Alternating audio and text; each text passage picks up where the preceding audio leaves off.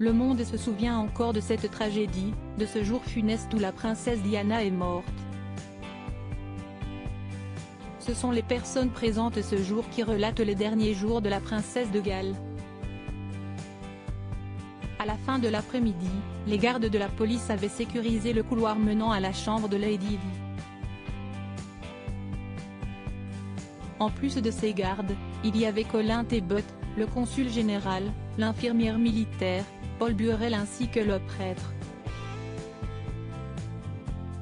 Le père Yves-Marie Clochard-Bossuet, le prêtre, confie que le majordome, Paul Burrell, était véritablement dévasté par la mort de la princesse Diana. Contrairement à certains officiels hypocrites qui lui avaient rendu hommage, confie-t-il. Le prêtre Mail confie: je connaissais peu l'arbre de la famille royale. Je savais que le mari de Diana s'appelait Charles. Je n'avais aucune idée que le monde entier en parlerait pendant des années. Un objet manquait dans son cercueil. Dans le cercueil, la photo de ses deux fils avait été placée dans la main de la princesse Diana. Une photo qui se trouvait dans son sac à main. Il en fut de même pour le chapelet qui lui avait été donné par Mère Teresa.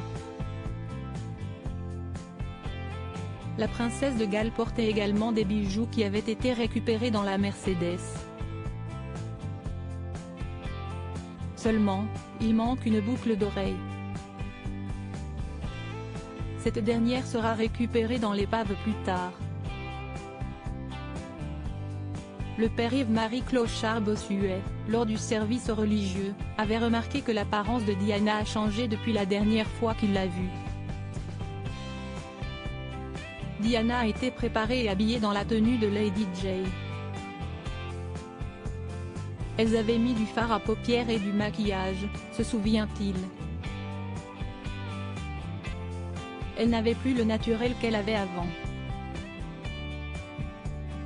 Elle ressemblait à une poupée, alors qu'avant, c'était juste une très belle femme, toujours d'après lui.